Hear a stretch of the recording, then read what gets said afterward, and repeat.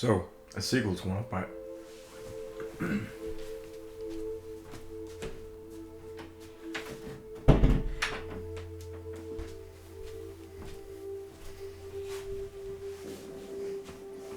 I forgot to close the door. So, a sequel to one of my favorite franchises was just announced, and it went completely under my radar. Because this game was cancelled so long ago, that it was cancelled in a time when games got cancelled, they stayed cancelled. So, in honor of the Darksiders franchise getting a proper sequel, let's look at this first entry and see if this Phoenix bird is really worth rising a third time. You are watching Growing Up Gaming. Crap, I forgot to show you a clip to get you pumped for this video. Roll something.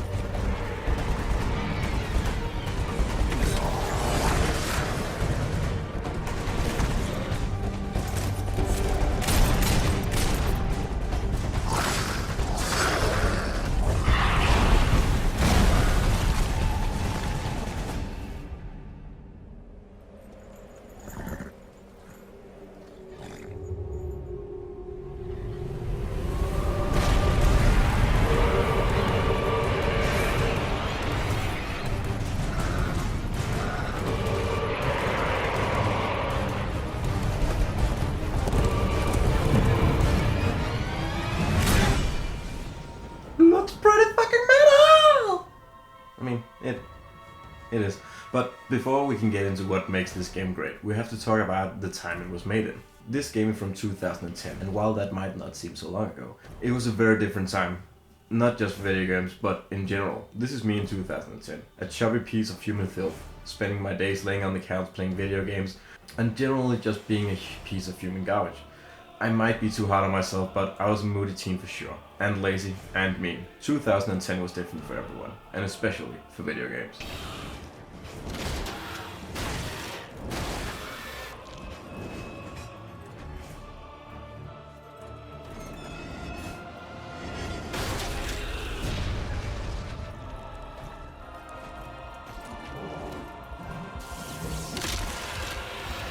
Today, developing a game has its challenges, sure, but in 2010, Steam wasn't a full developed service. It was still very much a distribution for Valve's first-party titles and the mods that were developed for them. There was no green light you could put your game on to gauge interest. Early access wasn't a thing, and funding sites like Kickstarter and Indiegogo, if they did exist, they didn't have the audience to support the indie scene that they support today. Because you see, the indie scene didn't really exist back then, or the convenience of digital distribution that made the indie scene possible. Physical distribution was the only way to go if you wanted your game released. And to get it released or even developed, you needed a publisher. And that's what Nearly Formed Visual Games did in 2006. Headed by industry veterans and comic book artist and writer Joe Medora, Visual pitched the game to THQ, an action-adventure title that was a blend between God of War and The Legend of Zelda.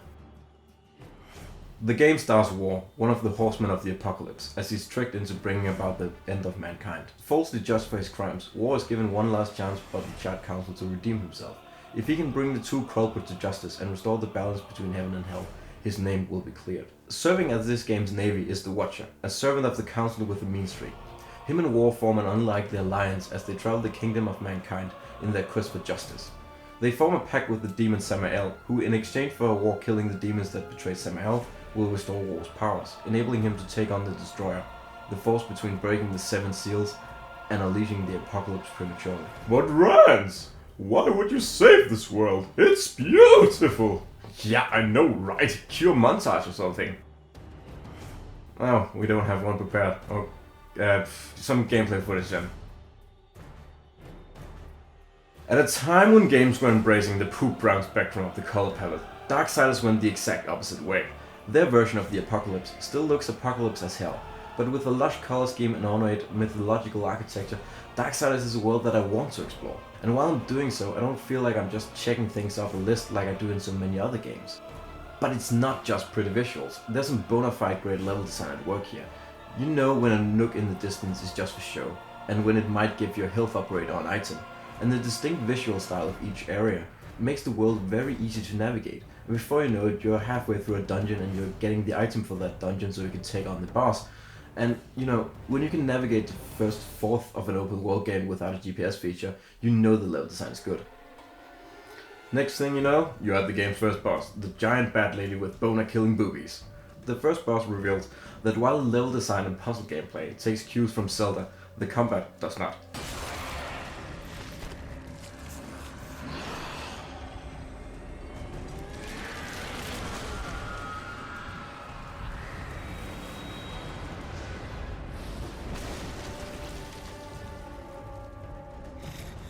Zombified human or angel with rocket launcher almost fall to War's Chaos Eater. Tearing through enemies might seem straightforward in the beginning, but later on it can prove quite difficult if you haven't familiarized yourself with the combat system. Sure, you can just pick up the angel rocket launcher and go to town on them, but ripping their wings off and impaling them is so much more satisfying. Darksiders features a combat system that seems like a love child between Devil May Cry and God of War, but sprinkled with the simplicity of the Zelda combat that I love so much.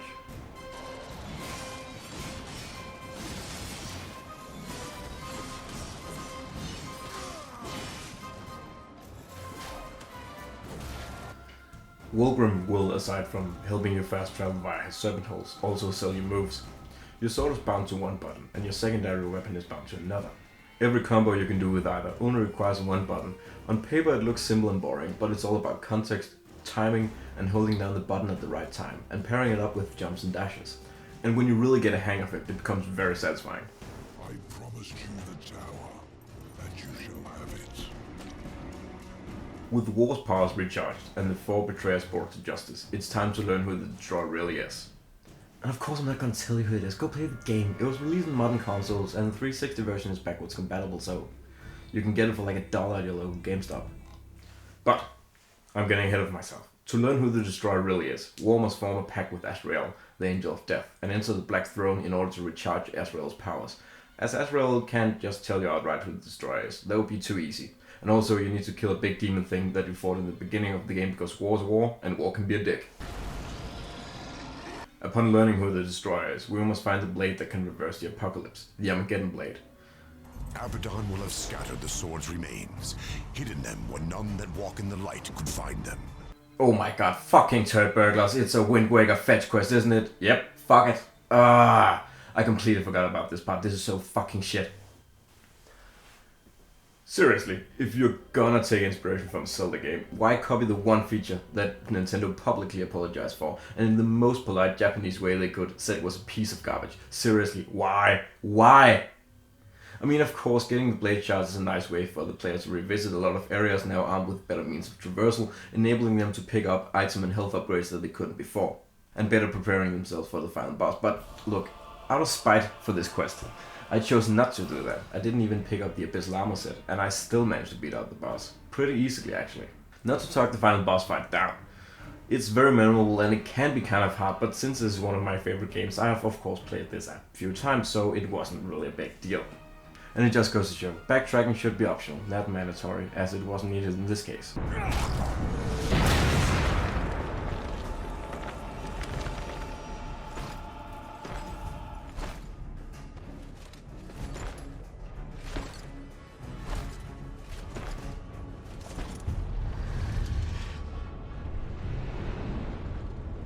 She mistook me for someone else. With the Armageddon blade in hand, and atop his trusty steed, War makes short work of the giant dragon. He slices it open and reveals who the Destroyer is.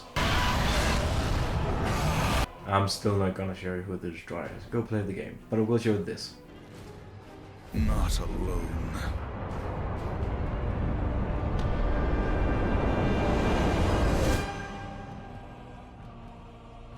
I remember everyone getting pumped for this. This was confirmation that there were gonna be 3 more games, and they weren't gonna be run-of-the-mill sequels. They were gonna be their own thing, with their own gameplay suiting the horseman in question. As a quick Google search would show you, Death got his own game, and it made good on that promise, but 2010 me didn't know that. 2010 me only knew that the franchise had been shelved just after its release. But Rance, this is a Zelda clone and you're a Zelda fan. How can you play this abomination? Because it's great. My favorite Zelda game as a kid was Ocarina of Time, and it still is. The thing about Ocarina of Time is that there aren't a lot of games like it. Hell, there aren't a lot of Zelda games like it. Majora's Mask, while great, was a game about a shape-shifting midget boy doing shape-shifting midget boy stuff. The Oracle games were sequel to A Link to the Past, and Twilight Princess was a wolf simulator. The only Zelda game like Ocarina of Time at this point was Wind Waker, and I had totally played that in 2010 and totally not dismissed it because it looked like a kiddie game for kiddies. So this was a welcome thing. It was like the Zelda game I love, but it was updated and modern. It was gnarly looking for sure, but it was at its heart a traditional Zelda game. A game so well crafted in its mechanics that you kept forgetting about its story until a character popped up and reminded you of why you were jumping platforms, pushing buttons and getting items to progress. It even went so far that every time I faced off a boss I would be like, who the fuck is this guy? Do I know him from somewhere? Was he in the story earlier? And not because the story wasn't memorable, but because the combination between the level design that would with its environmental puzzles leave you scratching your head and then going aha when you finally got it, and the simple to learn, hard to master one button contextual combat that will always keep you in motion even when you fail, never making the game's pace come to a halt like in so many other games. The story of Darksiders is its weak point, but not because it's bad, but because everything else just outshines it with the power of a billion suns. In my opinion, there are three factors to a great game: story, level design, and gameplay. And Darksiders does all three excellently, but aces the level design, and it has you coming back for more again and again.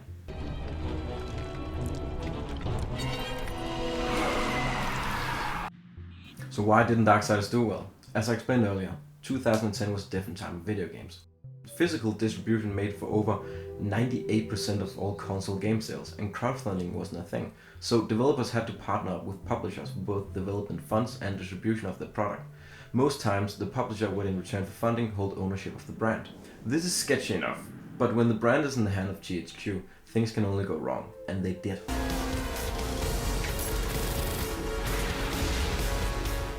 The first problem was advertisement. Darksiders was in development at the same time that Call of Duty was just becoming a juggernaut of a franchise, and all of Activision's competitors were trying to emulate it with their own soulless brown shooters.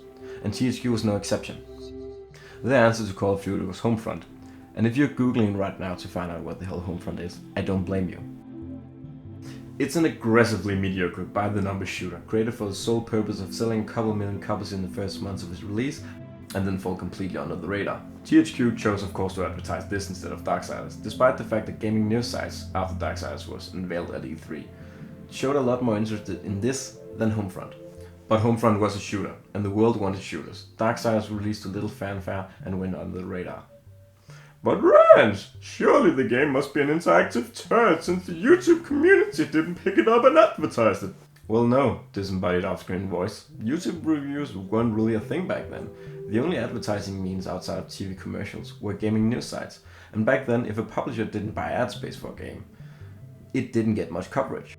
Sites like IGN gave much more attention to Homefront and Call of Duty since they had paid advertising on the site, and their publisher invited them to exclusive previews and sent them swag and all kinds of stuff. I'm not shitting on IGN by the way, everyone did this and I completely understand. I think I would be in the same position. If a publisher keeps dangling a fancy new shooter in my face and invites me to dinners and stuff, I'm gonna pay attention to the shooter. But despite the little attention at launch, Darksiders for some reason ended up selling better than Homefront, and Homefront was put on hiatus and Darksiders got a sequel. A sequel we'll look at a later time, when I've actually played it. See, Darksiders 2 wasn't really advertised much better than the first game. It came out when THQ was filing for bankruptcy, and I didn't actually hear about the game until an article surfaced and it was revealed that out of all of THQ's IPs, Darksiders, among a few others, hadn't been sold off, effectively cancelling the series. Homefront did get picked up though. The franchise that was built on a turd showed with its second outing that no matter how much you polish a turd, it will never be a golden nugget. And now we're back to where it first started. Homefront is once again shelved and Darksiders 3 has been greenlit. I have no idea what to expect from a third game. It's in the hand of a new developer, but the brand and the foundation the first two games established should be strong enough to support a sequel, and I hope it doesn't disappoint. Thanks for watching and all that. If you like what you saw, please click the like button. And if you'd like to see more in the future, the subscribe button is down there. If you have an angry comment about something, please feel free to share it. I read all of them. And until next time, keep growing through games. they're good for you.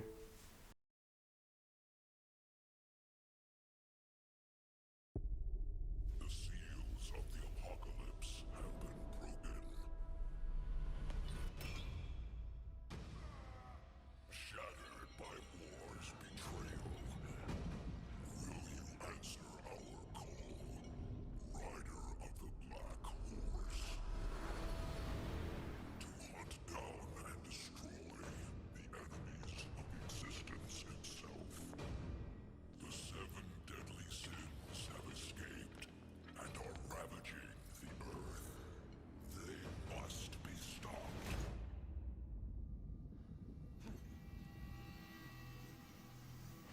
Hello, brother.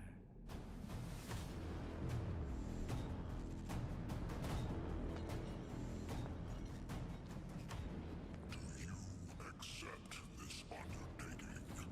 Though they are 7, and you but 1. With pleasure.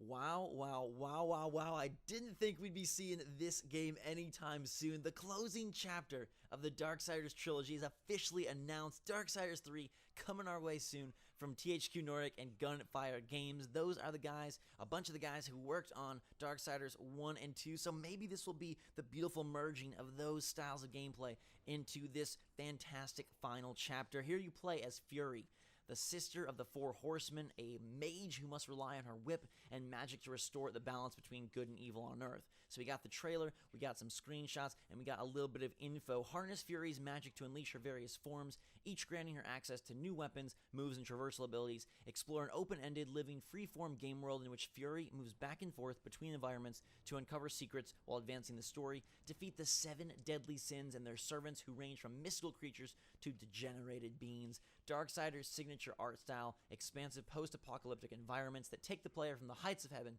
to the depths of hell, dilapidated by war and decay and overrun by nature. Speaking of war, saw a little bit of that, dude, in the trailer, and I think this is going to be awesome. So I don't got a whole lot of time right now. I'm pretty busy, but all I'll say is, holy freaking crap, let's watch that again.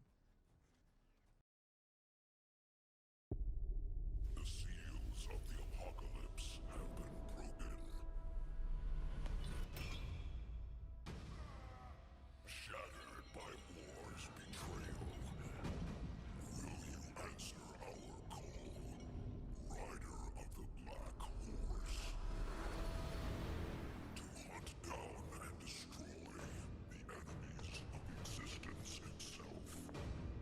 The 7 deadly sins have escaped and are ravaging the earth. They must be stopped.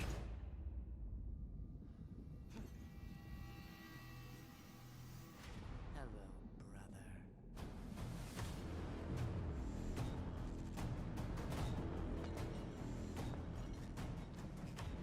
Do you accept this undertaking? Though they are 7, and you but 1. With pleasure.